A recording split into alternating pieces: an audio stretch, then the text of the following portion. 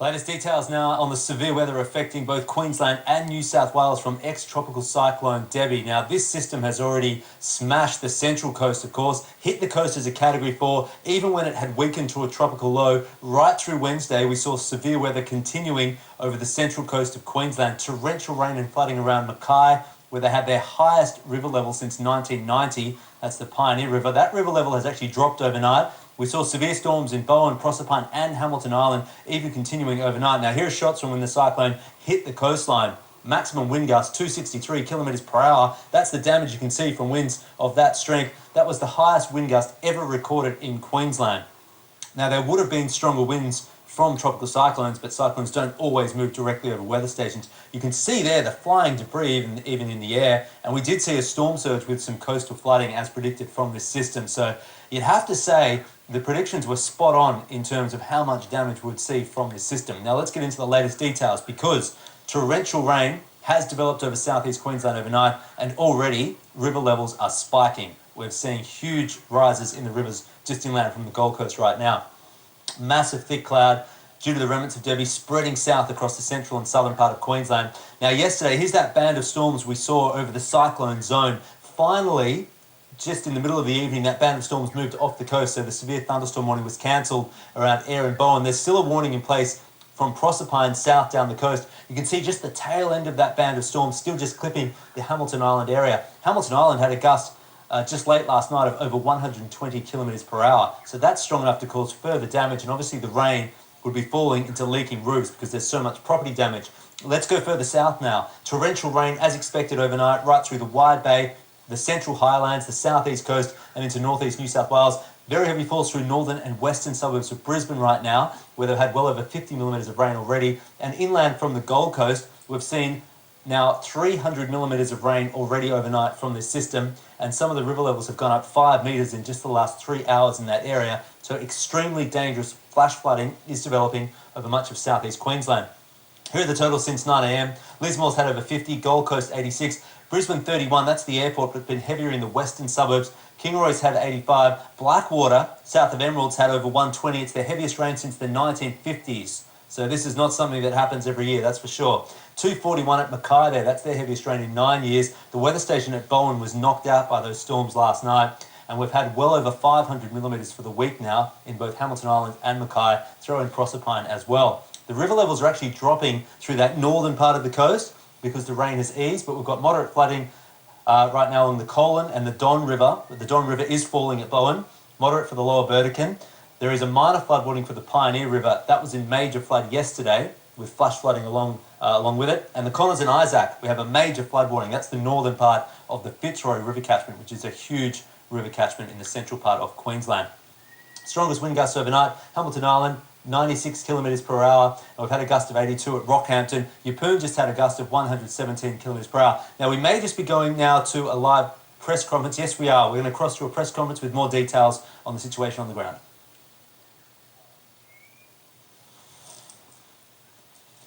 To be on the road in this sort of weather, and that's why we have taken the decision to close schools. Yes.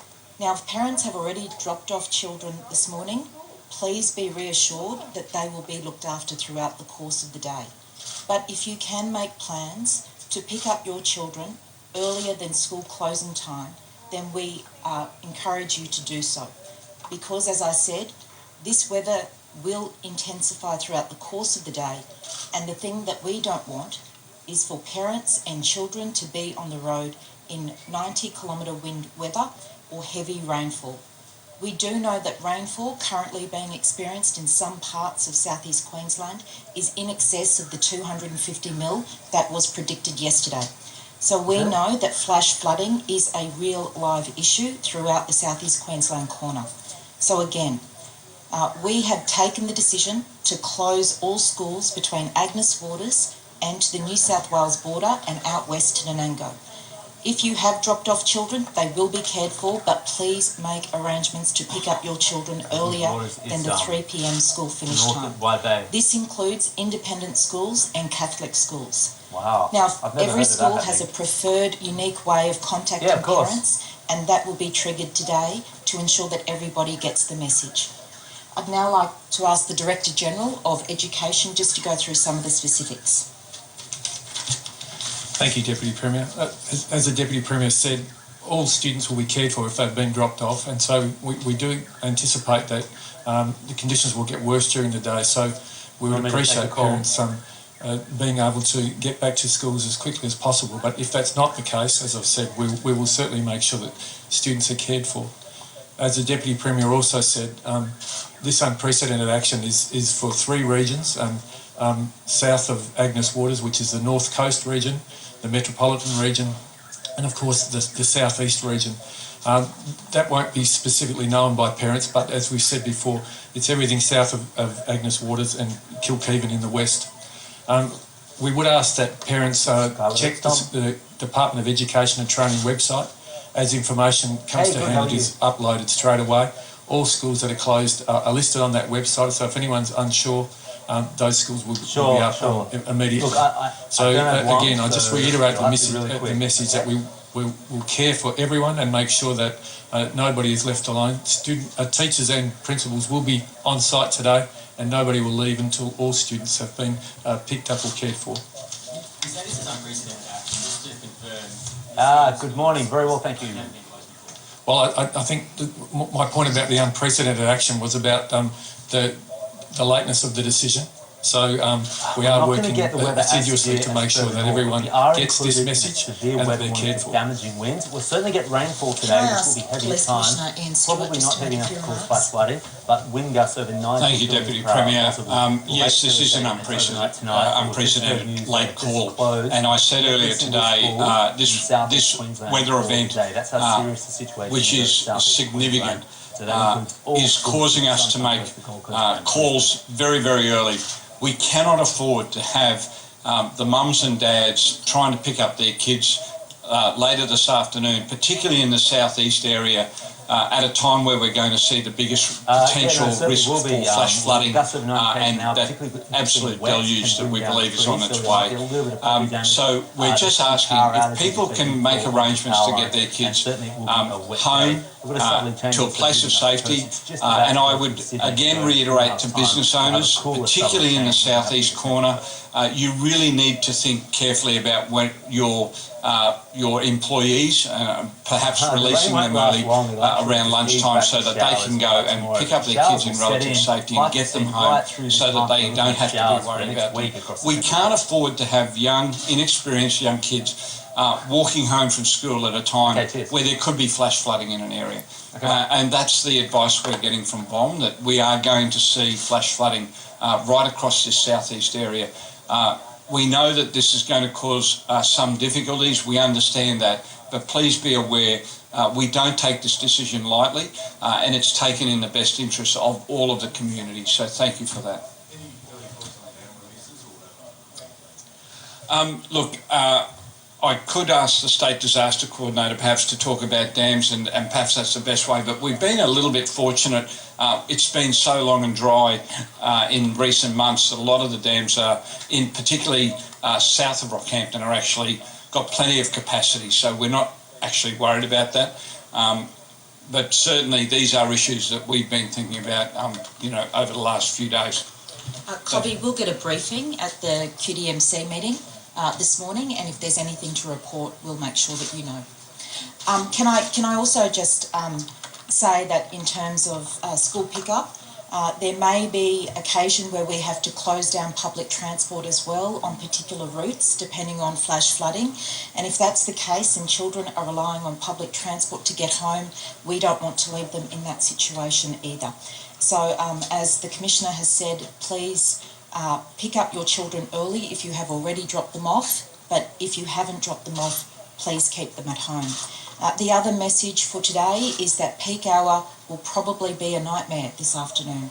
So if employees can be staggered in terms of being released from work to go home, that would be the best thing possible in terms of ensuring that our road network is not clogged up. But if you are on the roads at peak hour this afternoon, please take care, exercise patience, and please, if it's flooded, forget it.